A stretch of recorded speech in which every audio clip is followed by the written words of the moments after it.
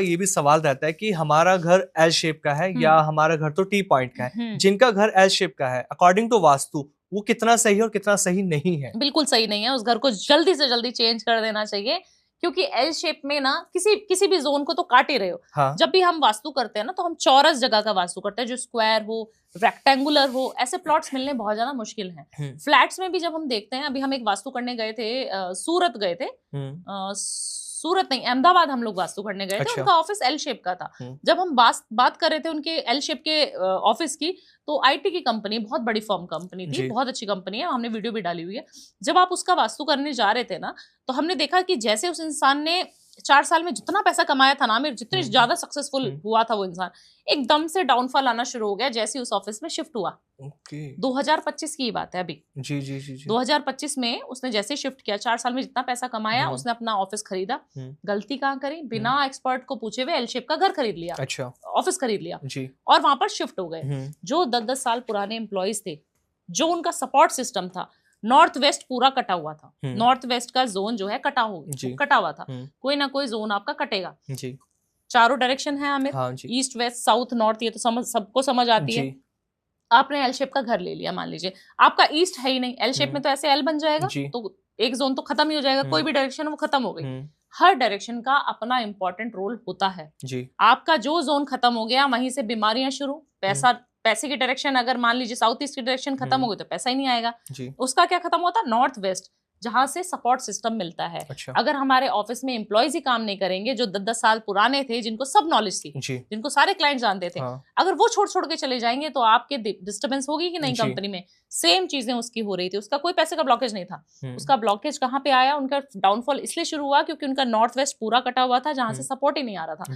10-10 साल पुराने नौकर छोड़ के चले गए, 10-10 साल पुराने एम्प्लॉयज छोड़ के चले गए, सिर्फ 1 साल के अंदर अंदर जैसे उन्होंने ऑफिस शिफ्ट किया। मतलब हम एल टाइप को सोचते हैं कि हमारा एल टाइप का घर रहेगा तो बढ़िया है, लेकिन ये बढ़िया नहीं है। बहुत बड़ी गलतफहमी है हमारे अंदर, बहुत बड़ी गलतफहमी है, क्योंकि कोई ना कोई प्रॉब्लम्स क्या क्रिएट कर सकता है। लेकिन ये देखिए, अगर नॉर्थ वेस्ट की डायरेक्शन है तो आपके एम्प्लॉयज छोड़ के चले जाएंगे। अगर आपका नॉर्थ वेस्ट घर में घर खरीदा हुआ है और एल शेप में नॉर्थ वेस्ट है ही नहीं, तो आपकी वाइफ छोड़ के चली जाएगी, पति छोड़ के चला जाएगा, वो सपोर्ट ही नहीं रहेगा। सपोर्ट कौन है हमारे घर का? हमारे घर की नींव कौन होती है? हमारी बीवी, वाइफ, बच्चे है, पति, बड़े बुजुर्ग, हमारे पेरेंट्स। कोई ना कोई संबंधों में खटास आ जाएगी। अगर आपके साउथ ईस्ट में प्रॉब्लम है, साउथ ईस्ट ही नहीं है आपके एल शेप वाले में, तो आपके पैसे खत्म हो जाएंगे। जितना कैश था वो सारा बीमारियों में लग जाएगा। पैसा आता तो बहुत था, बट आना बंद हो जाएगा, नौकरी चली जाएगी। तो बहुत सारी दिक्कतें होती है। एल शेप का चीज बिल्कुल अच्छी बिल्कुल नहीं लेनी चाहिए। और मैम, जिनका घर टी पॉइंट होता है, उनके अकॉर्डिंग टू वास्तु कैसा घर रहेगा उनके लिए? देखिए, टी पॉइंट का घर सबसे अच्छा नहीं माना जाता, सबसे बेकार हम बोलते हैं। टी पॉइंट पे घर मतलब बिल्कुल कॉर्नर में हाउस नहीं होना चाहिए, आपके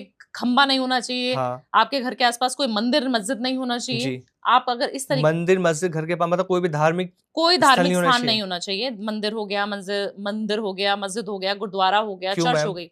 क्योंकि देखिए, उसकी एनर्जी इतनी हाई हो जाती है ना। आप देखिए, हमारे मंदिर होते हैं, उसकी एनर्जी कितनी हाई होती है। हमारे गुरुद्वारे होते हैं, उनकी एनर्जी कितनी हाई होती है। मस्जिद में रोज नमाज पढ़ने जा रहे हैं, उनकी एनर्जी कितनी हाई है, पावर है वहां पर।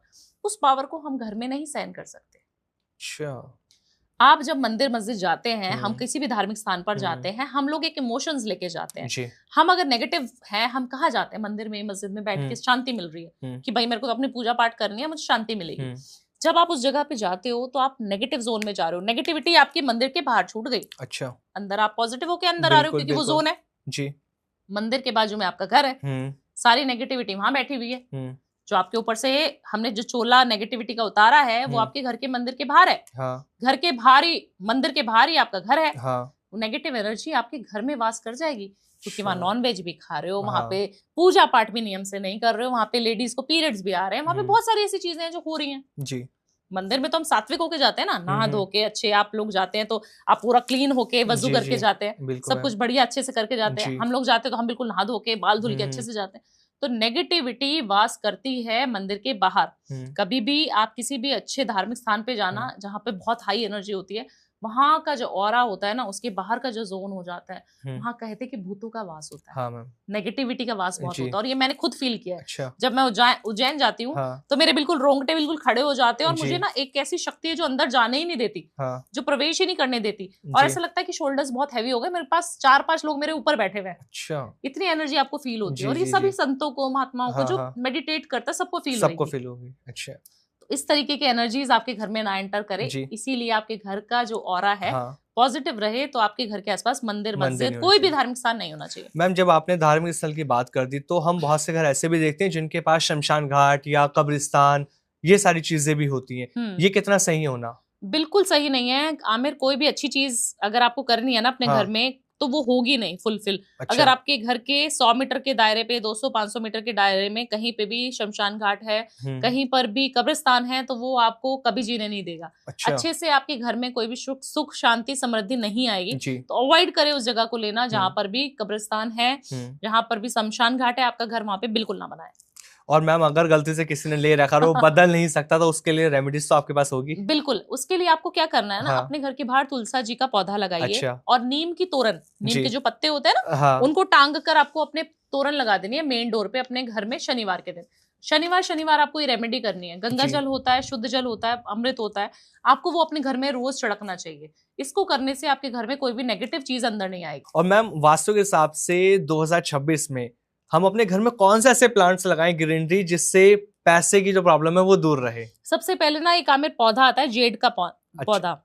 जेड प्लांट बोलते हैं, बटन जैसे उसके छोटे छोटे से बटन जैसे पौधे के जो प्लांट्स होते हैं ना, पत्ते होते हैं, वो होते हैं। अच्छा। वो आपको अपने डेस्क पे जरूर रखना चाहिए अगर आप बिजनेस बहुत बढ़िया करना चाहते हैं। आपको पैसा ही पैसा चाहिए, तो वो पैसे को अट्रैक्ट करने वाला होता है। मनी प्लांट दूसरी चीज, मनी प्लांट आपको जरूर रखना चाहिए अपने डेस्क पे, अपने आसपास ग्रीनरी रखनी चाहिए।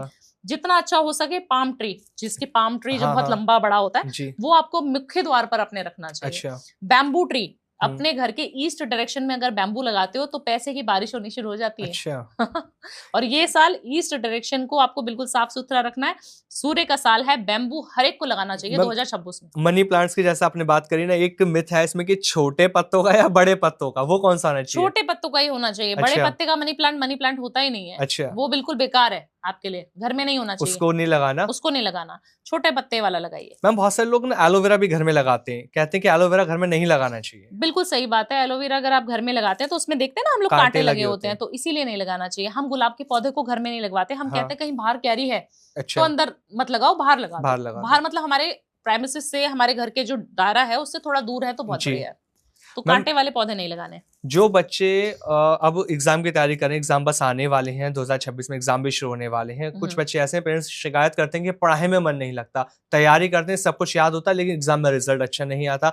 तो वास्तु के हिसाब से हमारा जो स्टडी रूम है वो कैसा होना चाहिए? सबसे पहले आपका स्टडी रूम किस डायरेक्शन में है, वो बहुत ज्यादा मैटर करता है। आपके घर में हमेशा बच्चा अगर पढ़ने बैठे तो उसको ईस्ट की डायरेक्शन में बैठाइए। अच्छा। ईस्ट की तरफ उसका फेस होना चाहिए, वेस्ट की तरफ उसको बैठाइए, उसकी तरफ उसका फेस होना चाहिए। जब वो उस तरफ पढ़ेगा तो उसका दिमाग बहुत तेज चलेगा। एक इलायची बच्चे को खिला दीजिए, पानी में घोल के दे दीजिए, दूध में घोल के दे दीजिए। इलायची जब बच्चा खाता है तो उसका बुद्ध तेज होता है, जो हमारी बुद्धि का कारक होता है। गणेश जी की प्रतिमा हमेशा उसके गले में टांग दीजिए, एक छोटा सा लॉकेट गणेश जी का। उसके हाथ में आप गणेश जी की कुछ भी ब्रेसलेट वगैरह बना के पहना सकते हैं। गणेश जी हमेशा बच्चे के साथ रहने चाहिए।